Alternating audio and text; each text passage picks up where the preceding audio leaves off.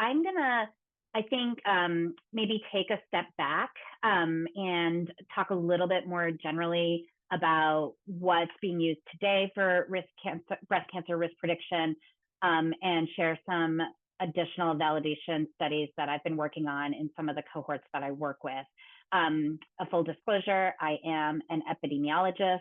I'm not, a deep learning expert, but I think what I want to do here is talk about the application of some of these models in real world settings. And I think it should dovetail nicely from Claire's talk, and I'll try not to overlap too much of what she talked about.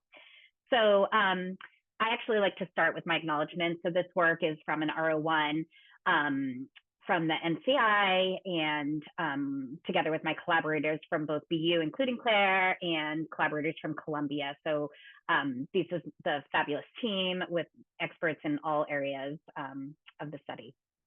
So Claire talked a little bit about this already, the overarching goal of risk assessment. And I think it's pretty obvious that, identifying the high risk groups for intensified screening, for example, supplemental imaging, like through MRIs or ultrasounds, or maybe more frequent screening, is one of the goals of risk assessment here. And the other goal is that potentially,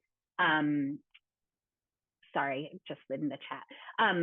The other goal is that potentially could I also identify a low risk group of women who may not need to be screened as frequently as they are, and which could, alleviate some of the concerns about harms of screening, like Claire mentioned, with false positives and unnecessary biopsies, but also the drain on the health system as well. So I think there's, two different goals. It's both to identify high risk groups, but maybe also to identify low risk groups as well.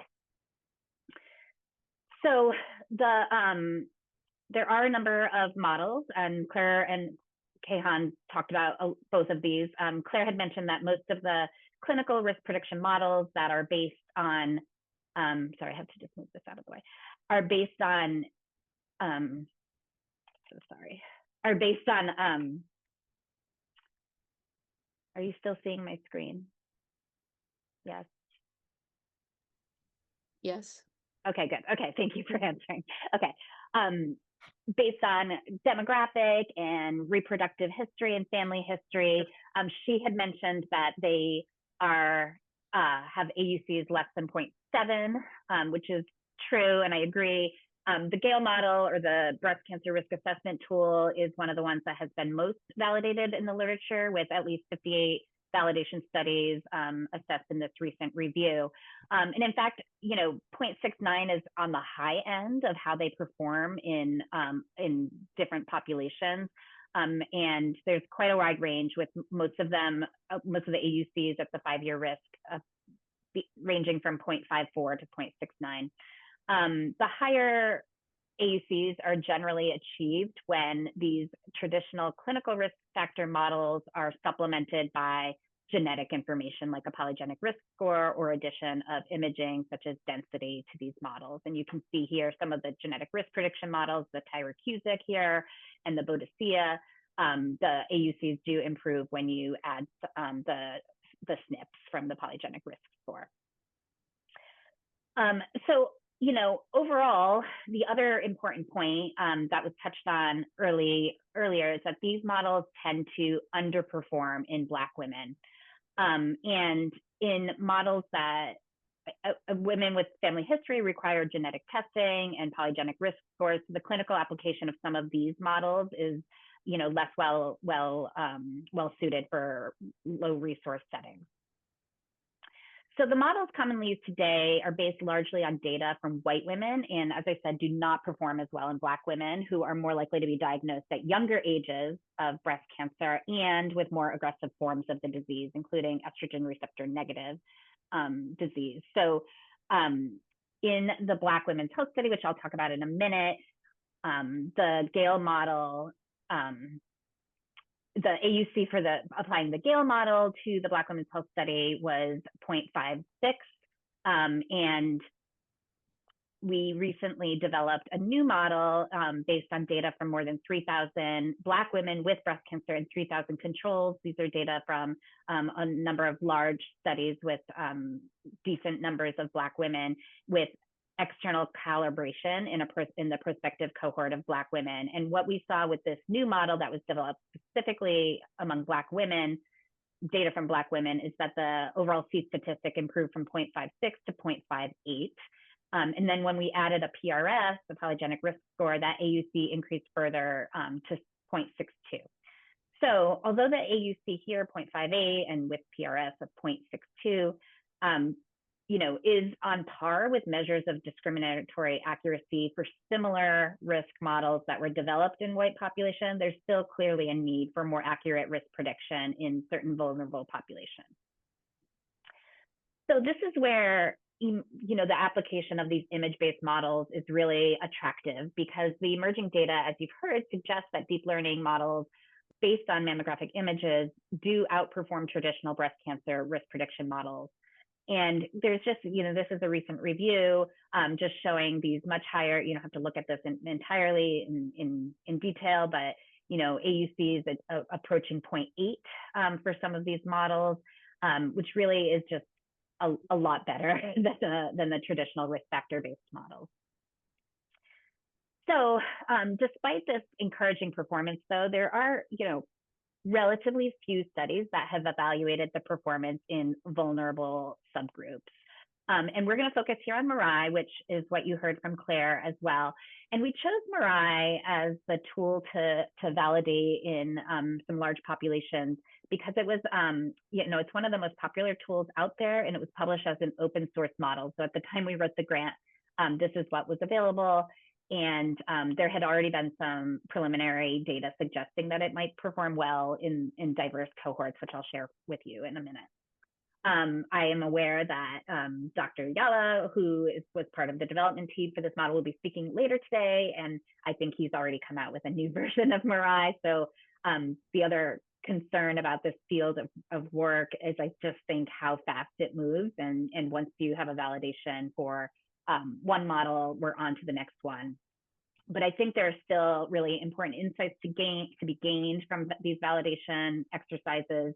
And really they're needed, I think, for achieving equitable rollout of the application of these models. So in MRI, from the original publication, as Claire mentioned, this was developed and tested in a population from the Massachusetts General Hospital. I'm showing you here data from their Adam Yala's paper in 2021. There's several models comparing the MRI model in the purple line here to the Tyrer-Cuzick, for example, in the red line, which is one of the clinical risk factor models.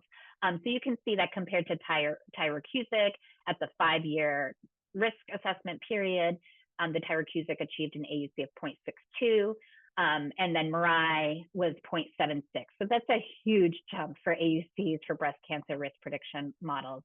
And they reported in this paper that the addition of family history or mutation status did not further improve the model, which is interesting to me, and that it performs similarly across all density categories and across age groups. One thing that I do note is that there was some supplementary data that were presented where the researchers excluded breast cancer cases diagnosed in the first 6 months after a screening mammogram. And this does drop the AUC down from about 0.76 to 0.71. This is, expected, because it's probably likely that those cases diagnosed in the first 6 months after a screening mammogram were maybe missed. And, even if they weren't clinically apparent at the time of screening, they were probably well on their way.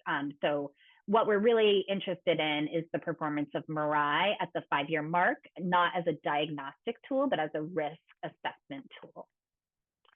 So, and Claire also presented the data that showed that subsequent validation efforts showed similar accuracy across multiple sites from 5 different countries, and including by race.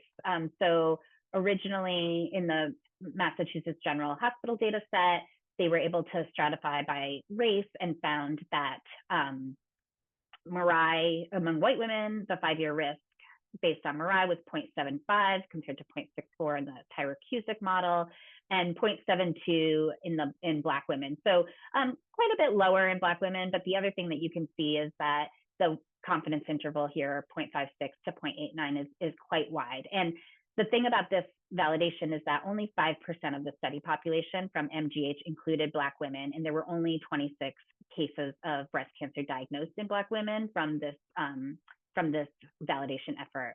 Then a subsequent validation effort, also led by Dr. Yala, looked at data from Emory University and was able to again show that the performance of MRI in Black and white women was similar, although these are about equal sample sizes, with maybe around 150 to 200 cases each developed within 5 years of the screening mammogram. So there's definitely still like a pretty big gap of 0.03 percentage points here for the AUC comparing in Black versus white women. So I think these data, even though there have been at least 2 validation efforts in Black women, there is a need to, further validate these models in real world settings.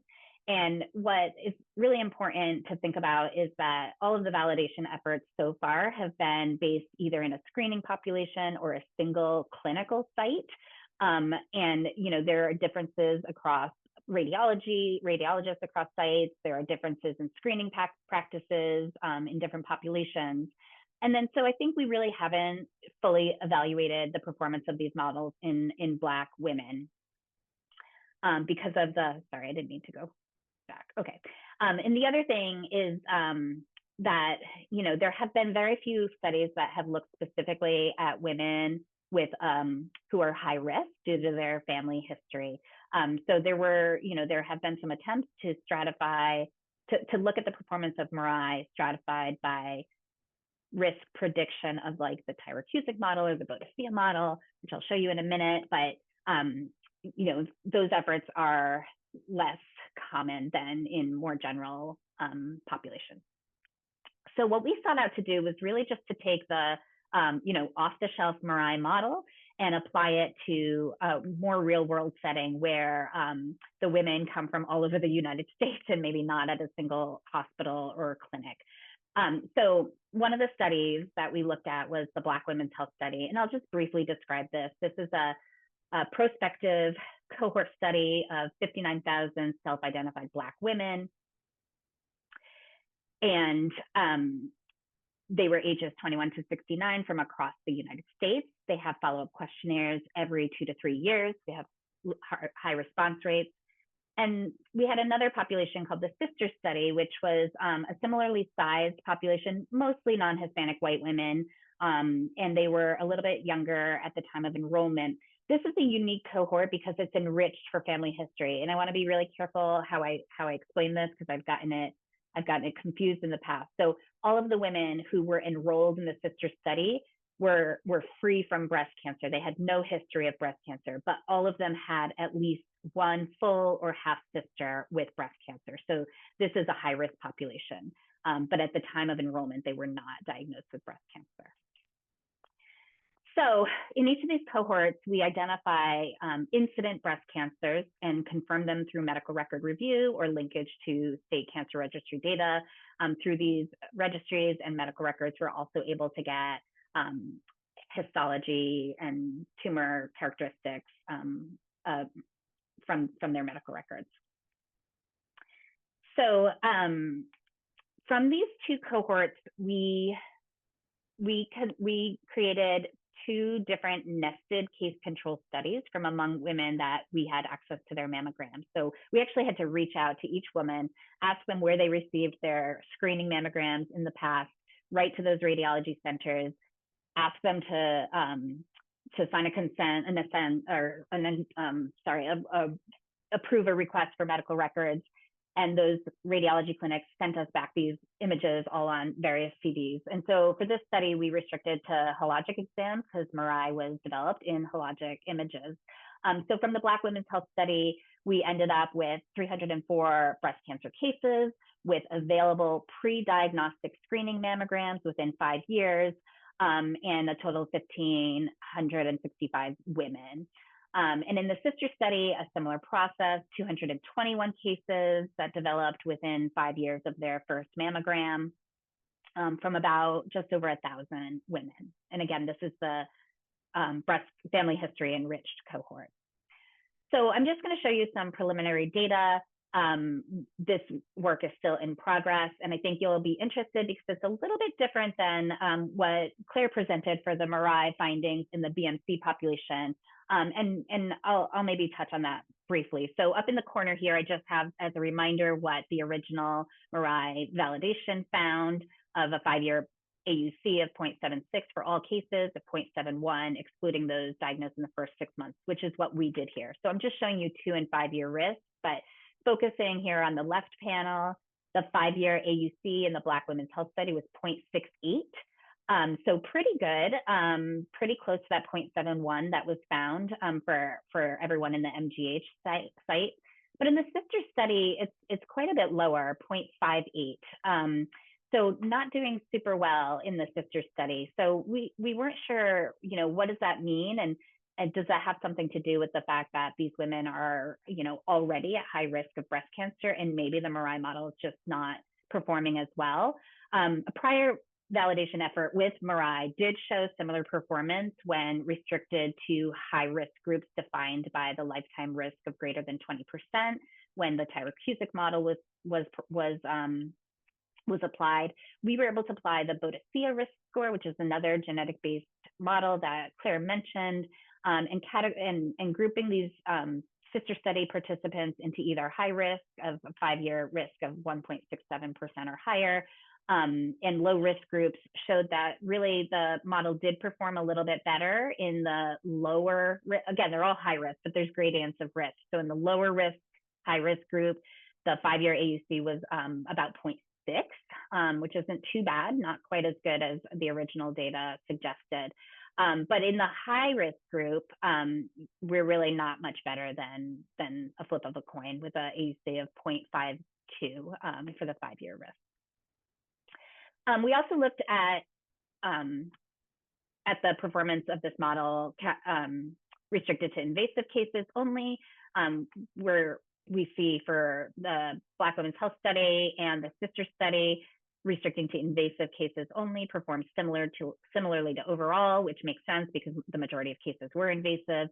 When we looked by estrogen receptor status, we see a little bit better performance in the yellow line for Black women for ER-positive breast cancer with an AUC of 0.69, but for ER-negative breast cancer, in Black women, the AUC was 0.64, so quite a bit lower. And again, as I mentioned, Black women are twice as likely to be diagnosed with ER-negative breast cancer, which is a more aggressive type of tumor and maybe less amenable to treatment. So in the sister study, it just really didn't do super well. Again, really not well at all for ER-negative breast cancer, but really wide confidence interval in a small number of cases. A little bit better for ER-positive with a AUC of 0.59. So our preliminary conclusions are that among Black women, MRI performed better than traditional clinical breast cancer risk models, but worse than previously reported for non-Hispanic white women. And I do note that it's a little bit, the performance, this is the first time I'm hearing Claire's results, but the performance, at least the AUC for the Black Women's Health Study, is a little bit lower than I think what you reported, Claire, for the BMC patient population. I do want to say that although the Black Women's Health Study participants are all Black women, they are not really representative of the patient population at BMC. In fact, they have high levels of education, for example. They come from all over the United States.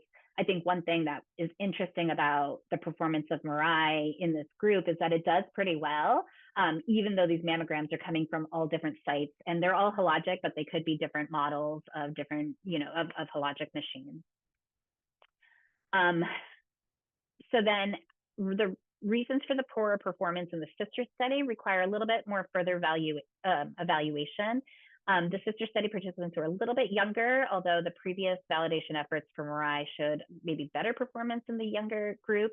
I think it's also possible that maybe the sort of causal effects of family history and hereditary on breast cancer risk may not be mediated through mammographic features, but we're still trying to do some efforts to tease apart this. So in terms of next steps, we are actually going to be adding a PRS to the model to see if it improves performance and risk stratification. And then we want to also just determine how the model performs based on strata defined by breast density. Does it add anything, or is it doing better, doing just as well without considering density? So real world setting, I think a little bit more to come in the future, but thanks very much for your attention. Thank you for having me. I suspect my talk will be a little bit different than some of the other talks this morning. Halfway through, I'm going to give you a little bit of a background on breast cancer in the United States and talk a little bit about screening. Breast cancer screening, who, when, why? Let's get started. Let's see. I do have a couple disclosures. I received some grant funding from the American Cancer Society through the Cancer Center, and I do use some American Cancer Society source statistics and branded graphics in this talk. So our objectives are to appreciate the burden of breast cancer on patients locally and nationally, appreciate the barriers to breast cancer screening on patients locally and nationally, and to discuss the guidelines, rationale, and limitations of breast cancer screening. So breast cancer is the most common type of cancer among women in the United States, the second highest cause of cancer death after lung cancer. So that's about 132 women per 100,000 who were diagnosed with an invasive breast cancer, and about 20 women will die of breast cancer per 100,000 in this year. And so for the year 2025, we expect 319,750 women to be diagnosed with an invasive breast cancer and 42,680 women total to die of complications of their breast cancer. And we know that the incidence of breast cancer is increasing 1 to 2% each year. When we think about Massachusetts specifically, the incidence is a little bit higher at 139 women per 100,000, but the mortality rates are a little bit lower at about 15 women per 100,000. And I think that that's probably due to our near universal health insurance coverage. And also women with that have access to treatment. Which is not true everywhere in the country. So for Massachusetts, we expect 7,240 women to be diagnosed with an invasive breast cancer this year. It's actually the most common cancer diagnosed in Massachusetts, and we expect 710 people to die of complications of breast cancer. And before we move on to the next set of slides, I want to just bring in this idea of social determinants of health and health-related social needs. Most disparities that we see are driven by social determinants of health, not biological factors. And so we're going to define these as the conditions in which people are born, grow, work, live, age, and the wider set of systems shaping these conditions of daily life. This may include economic policy, legal frameworks, development agendas, et cetera, social norms. And on the individual level, we translate these to health-related social needs. So these are going to be things like food insecurity, housing insecurity, education level, health literacy, transportation, that directly contribute to an individual's poor health. And so people who do not have access to the resources that they need to protect, improve, and maintain a good quality of life can experience unfair and unjust cancer disparities. And so we need to address these to achieve more health equity so that everyone has a fair and just opportunity to be as healthy as possible. So I want us to keep this idea in mind as we go through the next few slides. So first, as we've already talked about today, I'm sure, uh, there are racial disparities in breast cancer incidence, mortality, and screening rates. So let me orient you to these graphs. In the first two graphs, we have just sort of hard numbers. In this last graph, we're talking about percentages. So per 100,000 women, um, Hispanic and Latino women have an incidence of about 104 women per 100,000, and one of the lower mortality rates at about 14 women per 100,000 expected to die of a complication of breast cancer this year. Um, when we look at Black women, we see an incidence of 131,000, however, a mortality of almost 27 women per 100,000. And this is nearly 40% higher than white women in the United States. But this is despite the fact that Black women are actually slightly more likely to report getting regular screening mammograms as compared to white women in the United States. Another interesting piece of information about this graphs, I think, is when we look at the American Indian Alaskan Native population, the incidence is middle of the road. The mortality is not different from white women. However, the reported screening rates are significantly lower than the rest of the group, with only 47% reporting regular screening mammography. And so we have to also consider the data that's missing here. Are we capturing an appropriate incidence of breast cancer in this population if we are not screening them on par with average screening rates for other populations in the country? In Boston, we actually have no self-reported racial disparities in people who say that they get regular screening mammograms. And this is confirmed through the Boston Public Health Commission and cross-reference with healthcare data. So we trust that this data is pretty good. The one interesting disparity that we do see within our city limits is that women who self-identify as LGBT report more regular screening mammograms than women who do not, with 77% versus 70%. And I like to think that this is because of the access to gender affirming and inclusive care in the city. But this doesn't mean that in Boston we have no problems. We know that the disparity um, really occurs at the diagnostic step for along the breast cancer care continuum. So Black women who are non-Hispanic throughout the United States have decreased access to just standard of care diagnostic imaging and biopsies after having an abnormal screening mammogram. And Black and Asian women have decreased access to advanced services after an abnormal screening mammogram. Uh, and we know that even in Massachusetts, access to care to follow-up imaging continues to be a problem.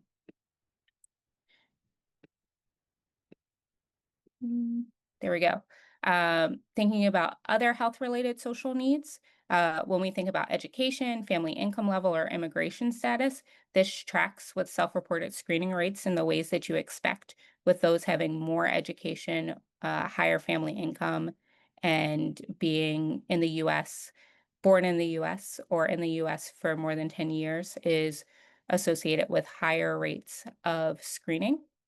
And this is true in Boston. The data we have is around residential data, so people who live in public housing, those who receive rental assistance, and those who are just renters in general. There's no difference in screening rates between these populations, but there is a difference when you compare to people who report owning their own homes.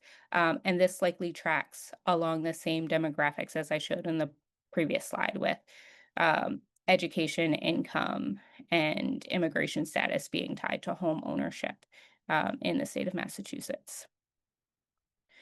So moving on to the risk factors for breast cancer. Uh, almost everything on this slide is tied to lifetime estrogen exposure. So people of the female sex have cyclic estrogen exposure through the menstrual cycle their whole lives. And when that's not interrupted by childbearing, so having no children, or the period starts early or ends late, you get a longer lifetime exposure to estrogen, which increases your likelihood of developing a breast cancer as you age, but also exogenous hormones, so using hormone replacement therapy or birth control. Uh, if you're a person who's incredibly high risk for a breast cancer.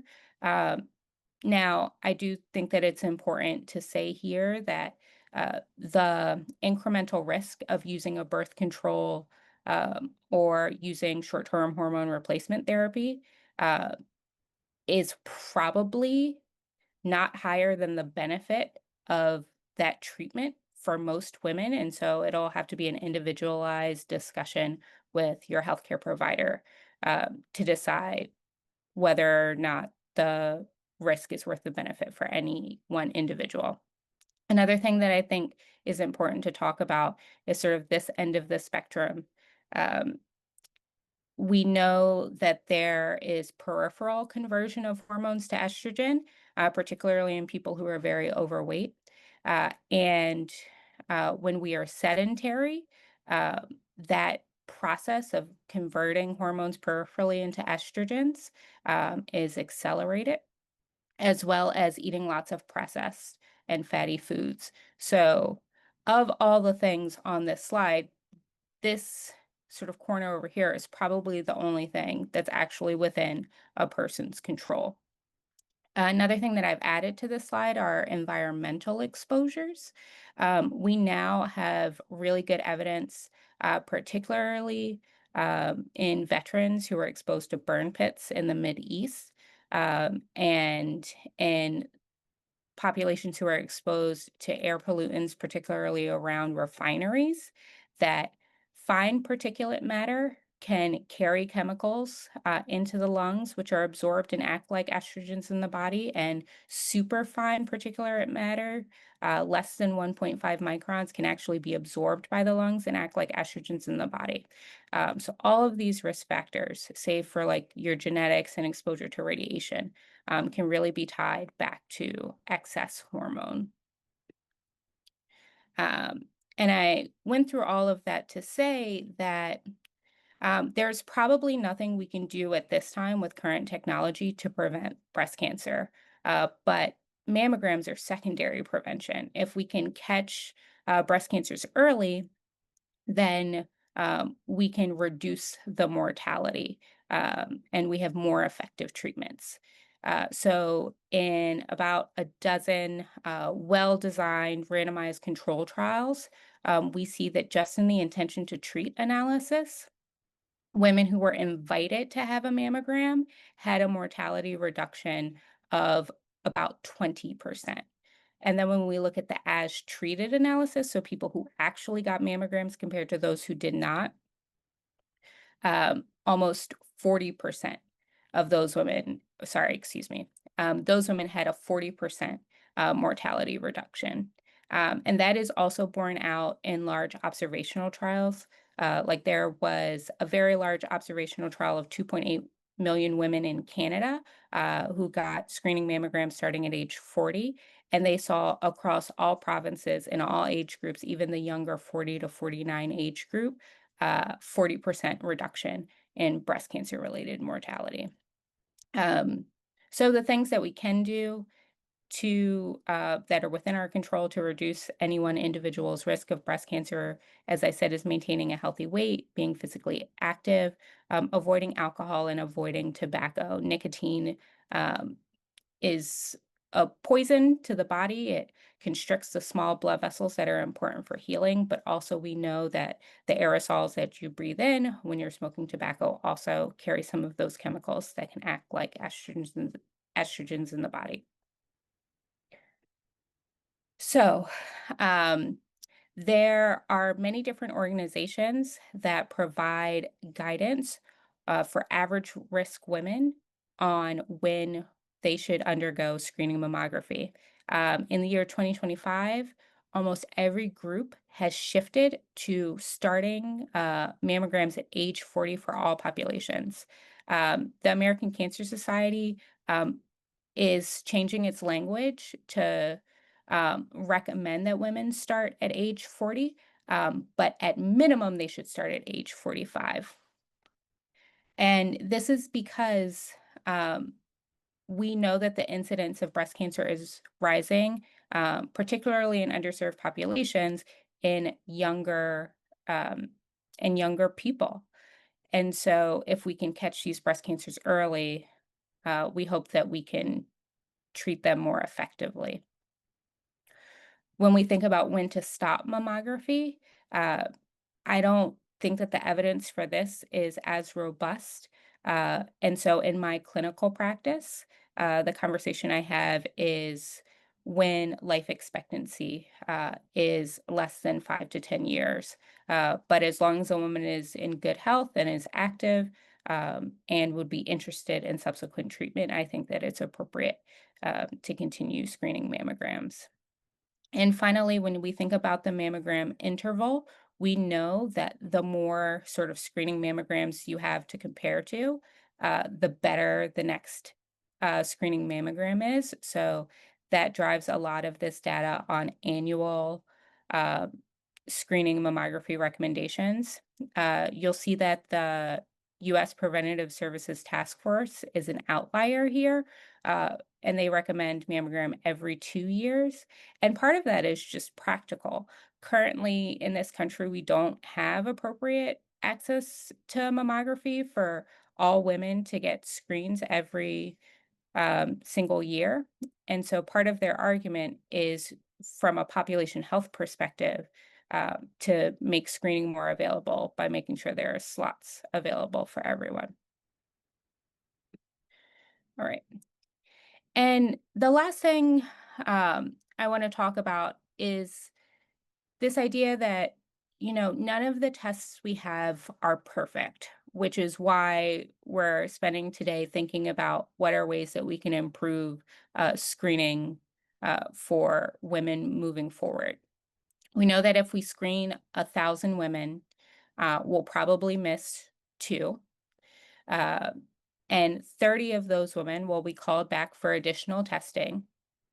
Of those, they'll get diagnostic imaging and they'll be cleared.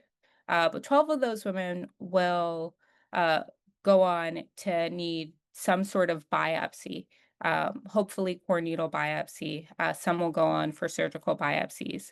And only 6 of them will be diagnosed with breast cancer out of that original 1,000. And there's this question of at least one of those women may have an early stage breast cancer or a stage 0 in situ breast cancer that might not have gone on to cause her any problems. And so we need to figure out how to distinguish one, how do we better isolate these 6 women from the 1,000? How do we better capture the 2 women that we missed? But also, are there features of breast cancers that we can recognize either on imaging or through molecular testing that would allow us to distinguish between those who would go on to have very aggressive disease as compared to those who do not? And so these are outstanding questions. And but currently today, I actually don't know what day it is. October 29th, 30th, 2025. The best we have is screening mammograms to try to capture women who are stage 1 or stage 2, because we know that when we catch women early, the survival rate at 5 years is the highest. We have better medication we can give to prolong people's lives, but the best chance we have at cure is early detection, early intervention, so that women can move on to live the rest of their lives. All right, so blew through that, but our key takeaways are health-related social needs drive differences in mammography access and probably our understanding of incidence and mortality. Uh, Everyone agrees that we should be starting screening at age 40. And in the United States, this decreases mortality by at least 20%, if not up to 40% for women who are actually getting mammograms regularly, and that more research is needed to improve detection and for individualized risk prediction. Thank you. I hope this provided some important context to the rest of our discussion for the day. Um, and oops, sorry about that. I think I have time for maybe one or two questions if there are any from the group. Oh, there's one question in the Q&A. Okay. So the question is, what is our current understanding of the hormone replacement therapy risk? There were those early papers that found an association and led to halting any research on HRT for decades. I understand, though, that more recent understanding suggests that either a non-existent association or extremely weak.